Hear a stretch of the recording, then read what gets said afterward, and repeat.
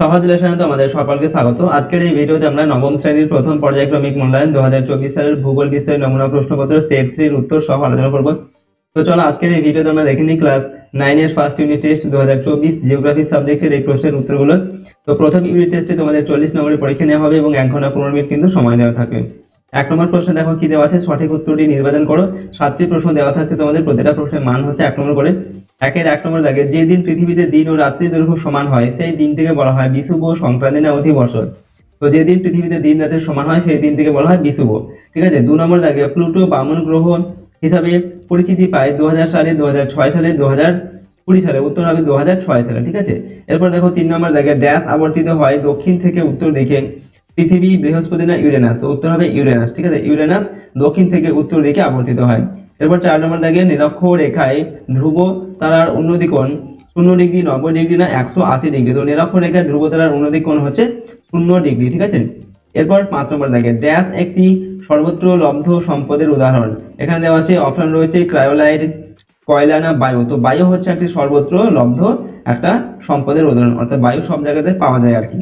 6 নম্বর হচ্ছে সাগর সম্রাট রয়েছে বঙ্গোপসাগরে, আরব সাগরে না ভারত মহাসাগরে। তো সাগর সম্রাট রয়েছে আরব সাগরে। এরপর হচ্ছে 7 নম্বর দেখে সাদা কয়লা বলা হয় ড্যাশকে। এখানে অপশন রয়েছে তাপবিদ্যুৎ, পারমাণবিক বিদ্যুৎ না জলবিদ্যুৎ। তো সাদা কয়লা বলা হয় জলবিদ্যুৎকে। ঠিক আছে। জলবিদ্যুৎকে বলা হয় সাদা কয়লা। এরপর 2 নম্বর দেখে দেওয়া আছে, এখানে নিচের প্রশ্নগুলির নির্দেশ মতো উত্তর দাও। কয়লা দেখা দেওয়া আছে এক কথায় উত্তর দাও, যে কোনো 3টি লিখতে হবে, প্রতিটা প্রশ্নের মানে 1 নম্বর করে। 1 নম্বর দেখা দেওয়া আছে কোন দিন বা তারিখটিকে অধি দিন বলা হয়। উত্তর লিখবে 29 ফেব্রুয়ারি। এই দিন বা তারিখটিকে বলা হয় অধি দিন। 2 নম্বর দাগে কে অক্ষাংশ ও দ্রাঘিমাংশ সহ পৃথিবীর মানচিত্র প্রথম অঙ্কন করেছিলেন। উত্তর হচ্ছে টলেমি। 3 নম্বর অতি উচ্চমানের লোহার আকরিকটি নাম লেখন। উত্তর হবে ম্যাগনেটাইট। ঠিক আছে। কোন শহরে অনুষ্ঠিত বসুন্ধরা সম্মেলনে সম্পদের সংজ্ঞায় জীবন মণ্ডলের সংরক্ষণ কথাটি অন্তর্ভুক্ত হয়। উত্তর হচ্ছে ব্রাজিলের রিও ডি জেনেরো। ঠিক আছে, এই সম্মেলনে। এরপর খয়ের দেখা দেওয়া আছে শূন্যস্থান পূরণ করো, 3টি করতে হবে, প্রতিটা প্রশ্নের মানে 1 নম্বর করে। নাম্বার 1 দেওয়া আছে ড্যাশ তারিখে উত্তর গোলার্ধে দিন সবচেয়ে বড় এবং রাত সবচেয়ে ছোট হয়। উত্তর হবে 21 জুন। ঠিক আছে। 21 জুন তারিখে উত্তর গোলার্ধে দিন সবচেয়ে বড় এবং রাত সবচেয়ে ছোট হয়। 2 নম্বর দেখা হচ্ছে পৃথিবীর গভীরতম সমুদ্রখাত ড্যাশ মহাসাগর অবস্থিত। তো পৃথিবীর গভীরতম সমুদ্রখাত হচ্ছে প্রশান্ত মহাসাগরে অবস্থিত। 3 নম্বর হচ্ছে পশ্চিমবঙ্গে পাম্প স্টোরেজ জলবিদ্যুৎ কেন্দ্র স্থাপিত হয়েছে ড্যাশ জেলায়। উত্তর হবে পুরুলিয়া জেলায়। ওকে। এরপর হচ্ছে 4 নম্বর ন্যাপথালিন ড্যাশ এর উপজাত দ্রব্য। তো ন্যাপথালিন, ঠিক আছে, ন্যাপথালিন হচ্ছে কয়লার একটি উপজাত দ্রব্য। এরপর গয়ের দেখা হচ্ছে শুদ্ধ হলে সু এবং অশুদ্ধ হলে অলেখ, 2টি করতে হবে, প্রশ্নের মান 1 নম্বর করে। 1 নম্বর দেখা দেওয়া আছে পৃথিবীর প্রকৃত আকৃতি পৃথিবীর মতো, এটা হবে শুদ্ধ। ঠিক আছে।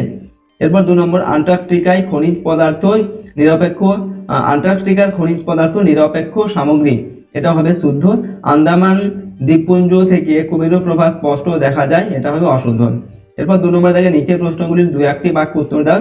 প্রতিটা প্রশ্নের মান হচ্ছে এখানে 2 নম্বর করে এবং 3টি প্রশ্নের উত্তর লিখতে হবে। প্রথমে দেওয়া আছে নাম্বার 1 অভিগত গোলক কি।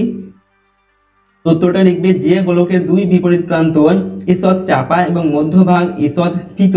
স্ফীত মানে হচ্ছে মোটা আর কি। ঠিক আছে। সেই প্রকার গোলাকৃতি ঘনবস্তুর আকৃতিকে অভিগত গোলক বলে, যেমন পৃথিবীর আকৃতি। এর সঙ্গে অথবা দিয়ে দেওয়া আছে জিপিএস রিসিভার থেকে কি কি তথ্য পাওয়া যায়। তো উত্তর লিখবে জিপিএস রিসিভার স্ক্রিনে অক্ষাংশ, দ্রাঘিমা ও উচ্চতা এই 3টি বিষয় ফুটে ওঠে। আগে 10 মিটার ব্যবধানে অক্ষাংশ ও দ্রাঘিমা নির্ণয় করা হতো।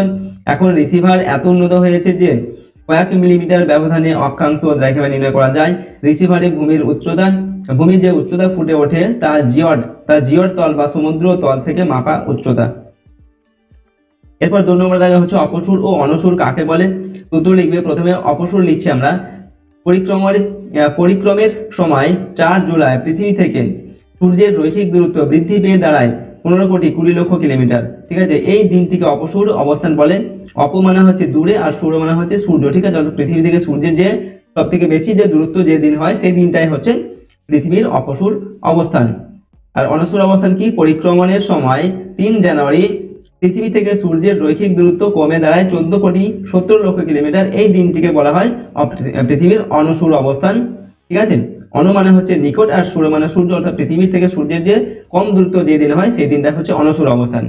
এরপর অথবা দিয়ে দেওয়া আছে রবি মার্গ কি, তো উত্তর লিখবে রবি মার্গ হচ্ছে রবি অর্থে সূর্য, অর্থাৎ রবি কথার অর্থ হচ্ছে সূর্য, আর মার্গ অর্থে হচ্ছে পথকে বোঝানো হয়।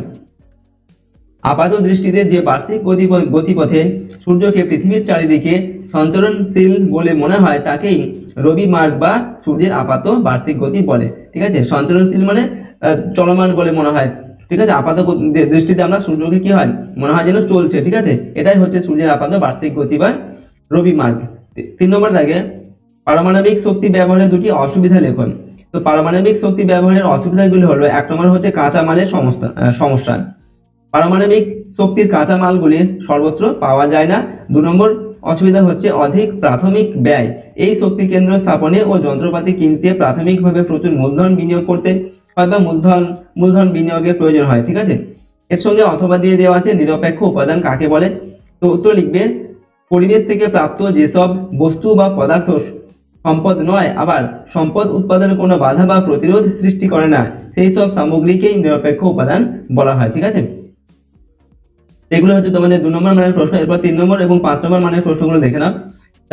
4 নম্বর দেখে নিচের প্রশ্নগুলির উত্তর দাও 3 থেকে 9 নম্বর, অর্থাৎ প্রতিটি প্রশ্নের মান 3 নম্বর করে 3টে প্রশ্নের উত্তর লিখতে হবে 3 নম্বর মানের। 1 নম্বর প্রশ্ন হচ্ছে জিপিএস এর 3টি ব্যবহার লেখো অথবা পৃথিবীর গোলীয় আকৃতির সপক্ষে 3টি যুক্তি দাও। ঠিক আছে, 2 নম্বর অচিরাচরিত শক্তির ব্যবহার দ্রুত বৃদ্ধি পাচ্ছে কেন, অথবা পুনর্ভব ও অপুনর্ভব সম্পদের 3টি পার্থক্য লেখো।